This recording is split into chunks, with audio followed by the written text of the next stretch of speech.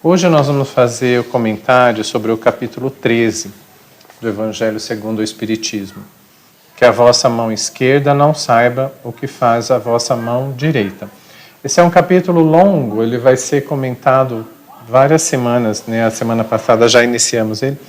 Hoje eu vou comentar os itens 4 e 7, os infortúnios ocultos e convidar os pobres e os estropiados. Então, só fazendo uma reflexão antes, né? Todos os ensinamentos de Jesus, eles são comentados pelos espíritos que orientaram Allan Kardec a escrever o Evangelho segundo o Espiritismo. Eles trazem vários exemplos de como nós podemos aplicar esses ensinamentos de Jesus na nossa vida prática. E o próprio Jesus, ele traz várias maneiras assim de nos ensinar a caridade. Ele traz a caridade como uma das principais formas de nos aproximarmos de Deus e do nosso próximo. Então ele fala da caridade do perdão, de perdoar 70 vezes 7, ele fala da caridade, o bom samaritano, ele fala da caridade de amar os inimigos. Desta vez ele está falando sobre a caridade dos infortúnios ocultos. O que são os infortúnios ocultos? A espiritualidade traz, assim, na explicação deste capítulo, que muitas vezes, quando existe um desastre natural, enfim, uma tragédia, a população toda se mobiliza e auxilia os que estão passando por isso.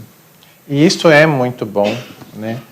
Mas ele diz assim que todos os dias ocorrem algumas tragédias silenciosas que nós não sabemos. Ele traz o exemplo assim das pessoas que sofrem sozinhas no leito de dor, por exemplo, que não tem quem as auxilie. Então, quando ele traz a ideia dos infortúnios ocultos, ele traz a ideia da caridade que fazemos para pessoas que não têm condições, inclusive, de pedir auxílio. Ele diz assim, a verdadeira caridade vai descobrir onde está a necessidade. E aí vai dizendo assim, de pessoas que às vezes nós podemos auxiliar de alguma forma e que basta a nossa vontade ativa de fazer isto. Então ele vai trazendo uma narrativa no Evangelho, né, neste capítulo, de uma senhora que ela auxiliava uma família cujo pai estava hospitalizado, que a mãe tinha muitos filhos, não tinha trabalho. Então ele diz, bem interessante a frase que ele usa, não é um profissional da mendicância, era uma família que estava passando por uma necessidade pontual naquele momento, porque quem trabalhava não estava conseguindo trabalhar por doença. Então, nessa narrativa, ele vai dizendo assim que ela leva alimento, leva roupas para o inverno, porque eram muitas crianças e estava inverno. E naquele local ela acaba auxiliando muitas pessoas, outras. E que no final do dia, ele descreve assim que muitas orações subiam aos céus por esta mulher, orações de católicos, de protestantes, de judeus, porque ela não perguntava a religião de quem ela auxiliava, ela não perguntava o que a pessoa pensava, ela não perguntava nem o nome das pessoas, ela ia lá simplesmente. Então este exemplo que traz na explicação deste trecho, né, que Jesus fala sobre os infortúnios ocultos, a espiritualidade vai nos ensinando uma outra forma de caridade, porque normalmente a gente está acostumado em auxiliar quem vem nos pedir ajuda, né? Ou a gente faz um trabalho voluntário, a gente vai até onde, né, a pessoa precisa. Esta caridade do infortúnio oculto é aquela caridade que ninguém fica sabendo que você está auxiliando alguém que não está tendo nem condições de pedir auxílio para você, né? É muito bonito esse trecho deste capítulo. E aí ele vai descrevendo assim, né, que quais são as características dessa caridade, né, deste exemplo que ele deu, desta narrativa da senhora que auxiliava aquela família.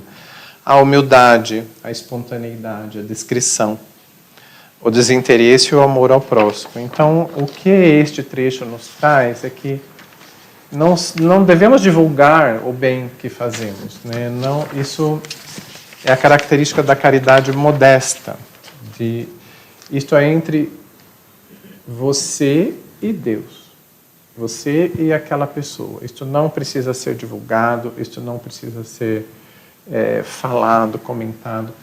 E é muito interessante também porque no final desta narrativa, uma das pessoas, uma das jovens que moravam naquele local, vai procurar emprego na casa dela.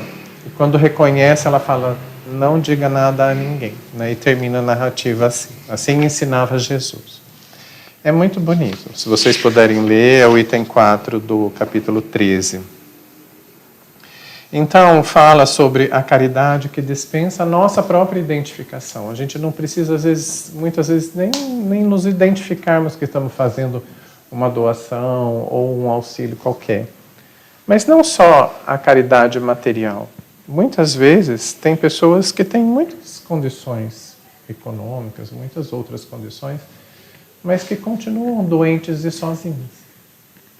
E o que nós podemos auxiliar, né, com uma visita, com uma palavra de esperança, com um sorriso, com um bom dia, isso faz muita diferença para quem está neste momento de fragilidade e que às vezes não tem ninguém por si. É um exemplo de caridade dentre os muitos que Jesus nos deixou, né?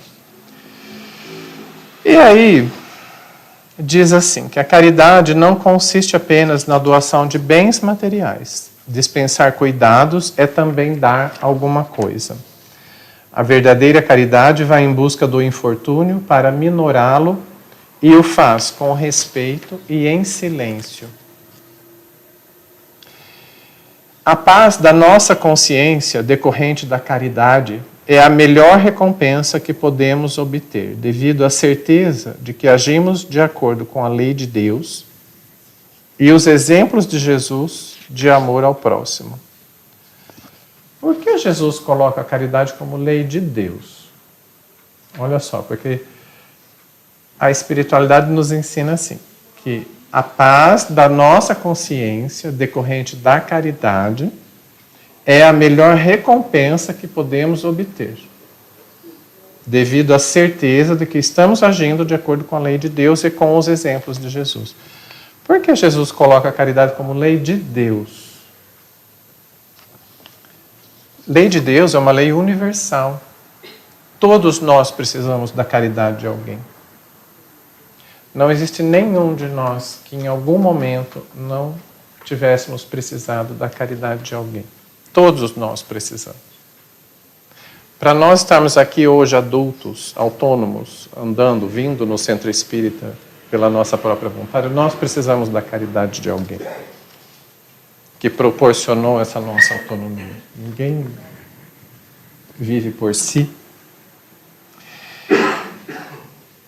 Além disso, de todos nós precisarmos, então assim, isto é comum a todos, a caridade ela é um grande antídoto para muitas coisas que nos acontecem. O próprio apóstolo Paulo, ele falava para nós usarmos a couraça da caridade. E ele já dizia isso, né? Ele trazia esta ideia de que a caridade nos reveste de uma couraça que nos protege de muitas coisas. Nos protege das energias negativas de outras pessoas, mas nos protege também dos nossos próprios atos que nos levam a invigilâncias. Porque uma pessoa que cultiva a caridade, ela não vai ter uma forma de pensar que ela fica invigilante e se expõe a certas questões que normalmente faria, se não estivesse praticando a caridade. Isso vale muito uma reflexão nossa. E mais que isso, a caridade, quando ela é praticada desinteressadamente, ela também é um antídoto contra coisas que nós já fizemos no passado. Nós somos espíritos que já vivemos muito até chegar aqui. Eu sempre falo isso nas preleções, né? E hoje nós estamos tentando modificar muita coisa na nossa vida, mas nem sempre acertamos. Nós, do mesmo jeito que as pessoas precisam ter para conosco paciência, tolerância, muitas vezes, nós também precisamos ter isso com os demais. E nem sempre tivemos, assim como nem sempre as pessoas têm conosco. No momento em que eu posso fazer uma caridade a alguém que necessita, é uma oportunidade que a providência divina está me dando de, às vezes, ressarcir alguma coisa que eu fiz que gerou muita mágoa em um outro espírito. Eu não vou nem dizer ódio, tá? Vamos dizer mágoa, assim, né? Sentimentos negativos. E que naquele momento eu tenho a oportunidade de reverter esse sentimento em alguma coisa mais fraterna, mais respeitosa. Para entender o que eu estou falando, é assim, nós vamos pensar assim, há 2, 3 vidas atrás, nós fizemos muitas coisas que eram naturais naquela época, mas que hoje nós não faríamos mais. Um pouco, eu acho que nós já evoluímos, a não ser aquela pessoa que é muito inflexível, que é muito renitente, que é muito dura e que não quer mudar de jeito nenhum, mas não sendo este caso, nós já mudamos alguma coisa. Tem muitas coisas assim que eu tenho certeza que eu não faria e que eu era muito natural há 2, 3 vidas atrás, sei lá. Mas que isso gera nas pessoas com quem eu convivi naquela época sentimentos que eu tenho que ir aparando essas arestas hoje. Então, por exemplo, para vocês entenderem o que eu estou tentando trazer aqui, eu vou trazer o exemplo da vida do Divaldo Franco, quando ele conta que ele tinha um obsessor que o acompanhava desde a infância, e no momento em que ele passa a cuidar de uma criança que deixaram lá na Mansão do Caminho, em Salvador, é uma casa que cuidava de crianças, assim, né? Tipo um abrigo. E no momento em que ele começa a cuidar de uma criança que deixaram lá, esse obsessor pergunta para ele assim, você vai cuidar desta criança? Ele disse, eu vou. Você vai amar esta criança? Ele disse assim, eu não vou amar imediatamente, mas sim, com certeza irei amá-la. E aí o obsessor fala para ele assim, esta pessoa, este espírito foi minha mãe. E deixa de obsediá-lo a partir disso.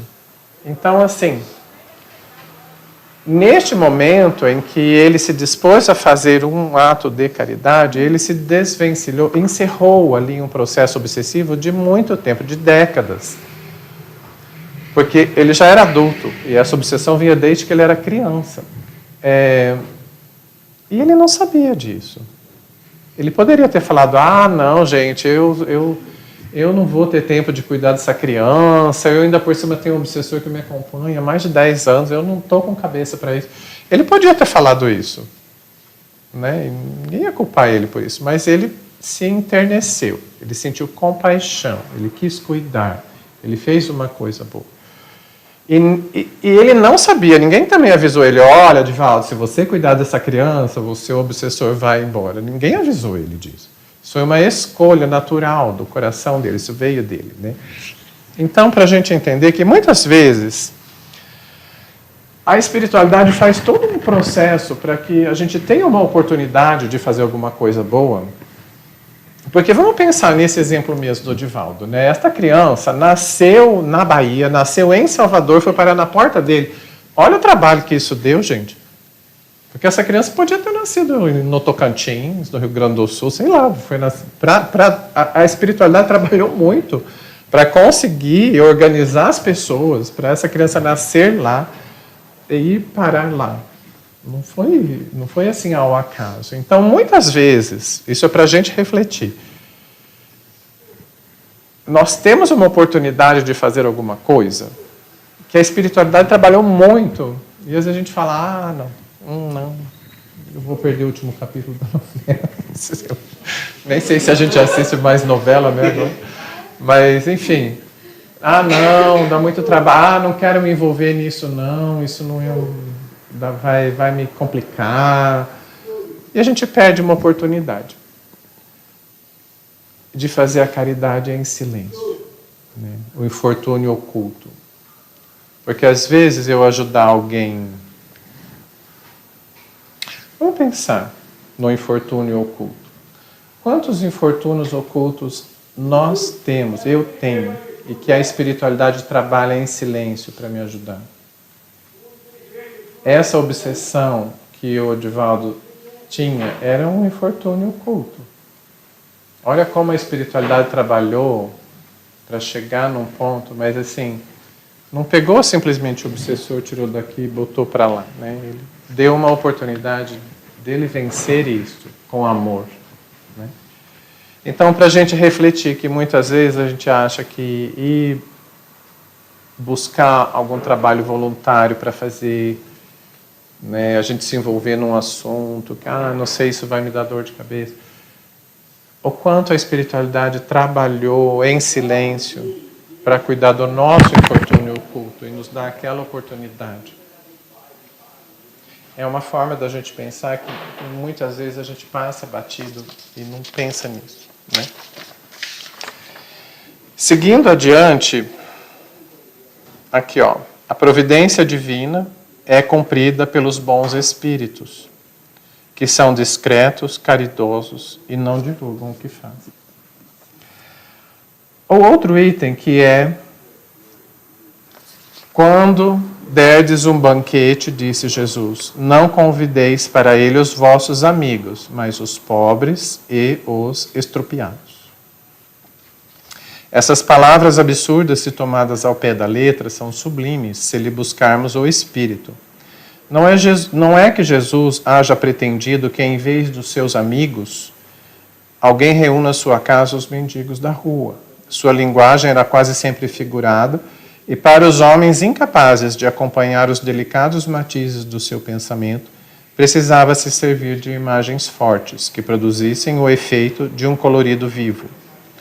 O âmago do seu pensamento se revela nesta proposição: sereis ditosos, porque por não terem eles os meios de vos retribuir. Quer dizer que não se deve fazer o bem tendo em vista uma retribuição, mas simplesmente pelo prazer de fazer o bem, né? Pela paz que nós sentimos fazendo o bem. Então, quando Jesus fala banquete ou festim, tem alguns evangelhos que têm essa tradução, né? Naquele momento histórico, esses banquetes eles duravam dias, né? E só se convidavam pessoas que depois você ia ser convidado para o festim dele, né? E o que Jesus traz é isso, assim, não adianta você fazer o bem só para pessoas, ou agradar, né? Pessoas que vão ficar te retribuindo. O que você está fazendo isso de diferente, né? Ele fala isso também no capítulo que ele fala para a gente amar os inimigos, né? Os gentios, os pagãos não fazem isso também. Quer dizer, né, o que você está fazendo de diferente?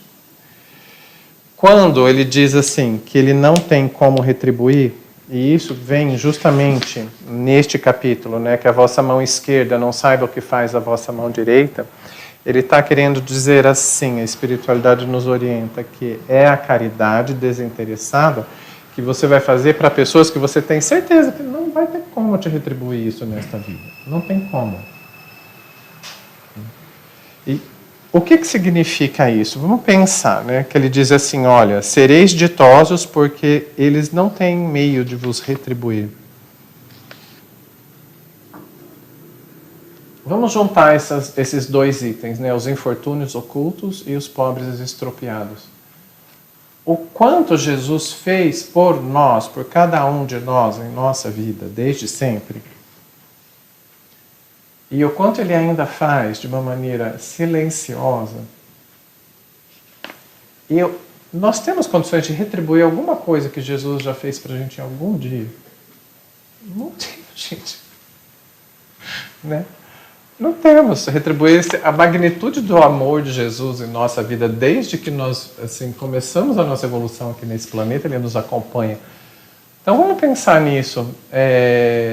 E ele é ditoso? Ele é ditoso. Ele está em sintonia com Deus. Ele fala assim, o que eu e o Pai somos um, ele está querendo dizer assim, ele está em sintonia, né, com o amor, a inteligência suprema.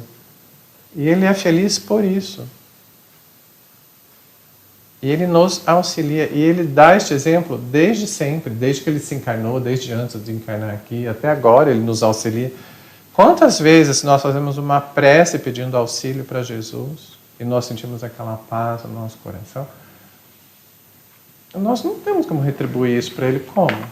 A gente tem como retribuir isso para o nosso próximo.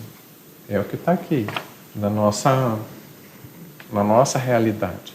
E é isso que ele ensina.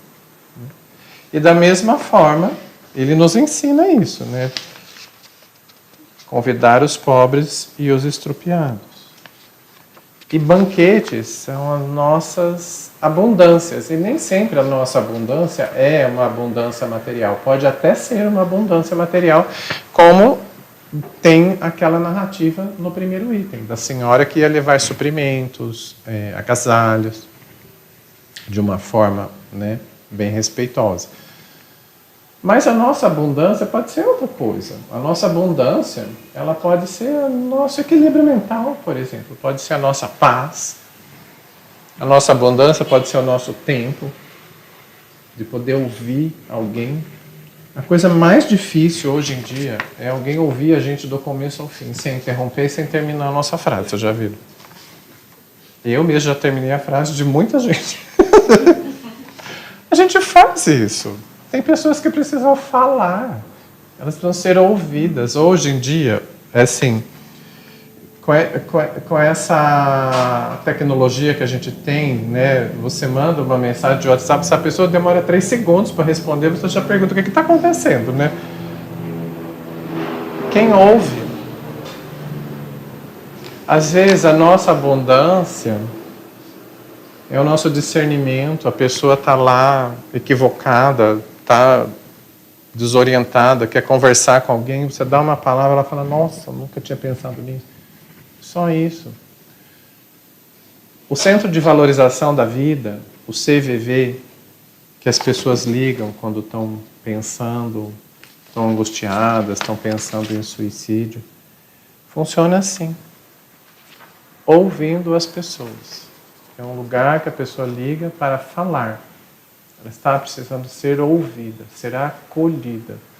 Será que a nossa abundância não pode ser essa, de acolher alguém no nosso dia a dia?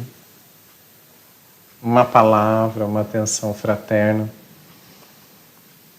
né? Compartilhar o que nós temos de bom. E às vezes, neste exercício, nós vamos percebendo que o nosso problema ele não é tão grande assim. Quando a gente começa a ouvir bem as pessoas. Tem pessoas que sofrem muito, e assim a gente nem imagina o quanto. Para terminar a nossa reflexão de hoje, eu trouxe uma história deste livro, Os Mensageiros. Porque ilustra muito bem o infortúnio oculto, ilustra muito bem convidar os pobres e os estropiados, ilustra muito bem minorar o sofrimento ou infortúnio com respeito e em silêncio. Este livro, Os Mensageiros, de Francisco Cândido Xavier, é psicografado pelo espírito André Luiz. Ele fala sobre... é muito interessante. Tá? Ele fala sobre os médiuns que estão se preparando na espiritualidade para trabalharem como médiuns, como encarnados. E os espíritos que trabalham como... que vão trabalhar com esses médiuns também. E ele vai descrevendo a trajetória dele, do plano espiritual até a crosta terrestre, e eles param num ponto que é um posto de socorro. Neste posto de socorro, onde alguns espíritos que estão no umbral, eles são socorridos e são levados para lá para receber todo o auxílio, o equilíbrio e poder de lá partir para outras instâncias maiores ou reencarnar novamente. E aí ele vai descrevendo todo o hospital que existe lá, esse posto de socorro, e ele descreve que o diretor do hospital se chama Alfredo, mora lá há bastante tempo, Ele chegou àquele posto de socorro como um assistido, e aí ele foi se reequilibrando, começou a trabalhar lá, até que ele conseguiu galgar esse posto de diretor. E o espírito que é a esposa dele, que se chama Ismalha. Ismalha é um espírito de luz assim muito evoluído. Ela não morava naquele ambiente.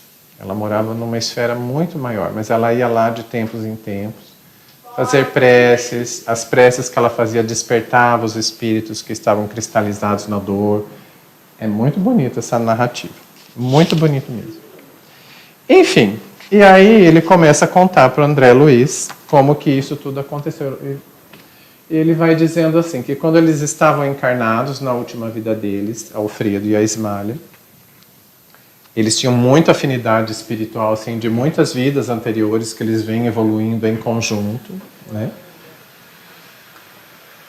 E um amigo dele, muito próximo, que queria a Ismalha para ele, inventou uma mentira, uma calúnia, separou os dois. Ele nem quis ouvir a esposa dele, e era mentira. Ela passou por muitas necessidades, adoeceu, desencarnou. E ele passou uma vida muito atormentada. Quando ele desencarnou, cheio de ódio, cheio de mágoa, cheio de rancor, ele descobriu que era isso que tinha acontecido. E este amigo dele, que se chamava Paulo, tinha feito isso não somente com ele, mas com muitas outras pessoas. Então, ele era um espírito muito apegado à materialidade, à sensualidade, enfim. E ele estava numa região de muito desequilíbrio no plano espiritual. Pela sintonia que o Alfredo estava com ele, se ligaram. E ele ficou muitos anos naquela área de dor e sofrimento, assim. Não ouvia a Ismalha. A Ismalha estava ao lado dele, tentando levá-lo, mas ele nem via ele, porque no plano espiritual você vê quem você está em sintonia. E ele estava em sintonia de ódio e de vingança com o Paulo. Então ele não conseguia ver a Ismalha. Até que em algum momento ele se acalma, ela consegue levá-lo para esse posto de socorro, onde ele está até hoje, até o momento que o livro foi escrito, né? E ele entendeu o que estava acontecendo. Conforme ele entendeu, ele foi sentindo necessidade de ir mudando aquilo. E ele viu que ele não conseguia ficar perto da Ismalha, que ele amava tanto, porque ela estava em outra vibração. Ela ia visitar ele de tempos em tempos, como ela continua fazendo. E aí, este Paulo, ele estava lá nesse posto de socorro. O mentor do André Luiz vai mostrar para ele, olha, um espírito que está dementado. Ele está em pleno desequilíbrio mental. E aí vem a ilustração que eu quero trazer para vocês do nosso tema, tá? O André Luiz pergunta assim, mas esse Paulo, ele veio ter a este posto casualmente? Como que ele veio parar aqui? Né? Do nada ele apareceu aqui, né? Aí o mentor explica, não. Respondeu, Aniceto era o mentor do André Luiz. Não, ele foi trazido pelo próprio Alfredo, que sentiu necessidade de disciplinar o coração. Gente, em uma página tem tanto ensinamento este livro, prestem atenção. Alfredo sentiu necessidade de disciplinar o coração. Nosso amigo, que hoje dirige esta casa de amor, desprendeu-se do mundo sob intensa vibração de ódio e desespero. Sofreu muitíssimo nos primeiros tempos, embora nunca fosse abandonado pela dedicação da abnegada companheira. Alfredo, todavia, não pôde ver Ismalha, enquanto não se desvencilhou das baixas manifestações do rancor. Socorrido em Campos da Paz, era o nome do posto de socorro, compreendeu as próprias necessidades. Tão logo adquiriu algum mérito, intercedeu pelo amigo infiel. Buscou-o no recanto abismal onde se encontrava. E tão nobremente se dedicou ao aperfeiçoamento de si mesmo, que conquistou a posição de administrador de um posto de socorro. trouxe o tutelado à sua companhia e trata-o como irmão atualmente. Não julguem que o marido de Ismália conseguiu essa vitória espiritual tão só pelo fato de desejá-la. Ele desejou-a, procurou-a, alimentou-a e agora permanece na realização. Há muitos anos conversa com Paulo diariamente. Nos primeiros tempos aproximava-se do enfermo como necessitado de reconciliação. Ele sentia a necessidade de se reconciliar com aquele amigo. Depois, como pessoa caridosa. Mais tarde, adquiriu o entendimento, comparando situações. Em seguida, sentiu piedade. Logo após, experimentou simpatia. E presentemente conquistou a verdadeira fraternidade, o amor sublime de irmão pelo ex-inimigo. Como vem o ensinamento de Jesus, quanto ao bater e abrir-se-vos-á, é muito extenso. Aqui temos que bater a porta de nós mesmos para encontrar a virtude e a verdadeira iluminação. Agora, gente, presta atenção nisso. Paulo, todavia, permanecerá aqui indefinidamente. Nosso instrutor fez um gesto significativo e concluiu: voltará em breve à terra. Ismália tem feito a seu favor inúmeras intercessões e não deseja que ele, ao retomar a razão plena, se sinta humilhado com o benefício das próprias vítimas. Uma das irmãs, por ele caluniada no mundo, já voltou ao círculo carnal e a abnegada esposa de Alfredo pediu-lhe que recebesse Paulo como filho, tão logo seja oportuno. Olha quanta coisa, gente. A própria Ismália tem intercedido por ele, junto a uma das mulheres que ele também prejudicou, para que essa mulher seja mãe dele, e ela aceitou. E nesta encarnação que ele vai ser filho dessa mulher, esses laços de ódio, esses laços de rancor vão se modificando. E o que eu achei mais interessante, e por isso que eu lembrei deste exemplo, é assim: ele está dementado neste momento. Ele não está nas suas possibilidades. E diz assim, para ele não se sentir humilhado recebendo o benefício das pessoas que ele mesmo prejudicou. Então aí, a caridade sem ostentação. Né? Ele vai descobrir isso em algum momento, mas eles estão buscando os infortúnios ocultos, eles estão convidando os pobres e os estropiados, eles estão agindo em respeito e em silêncio. Para terminar a nossa reflexão, a maternidade, né?